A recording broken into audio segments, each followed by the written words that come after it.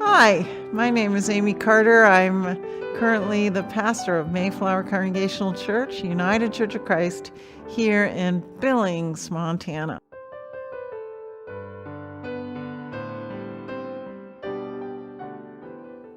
You've probably driven by our church several times, and you may have noticed this funny structure out in front. It's actually a bell tower. When this church was established, Mayflower Congregational United Church of Christ, in 1960, and when they purchased the property that we have our building on right now, they wanted to honor the heritage of this congregation. So they took the bell tower from First Congregational Church, which stood on North 27th Street in downtown Billings, from the early 1800s until the 1950s when they renovated it. And in the renovation of First Congregational Church, there was no room for this bell tower.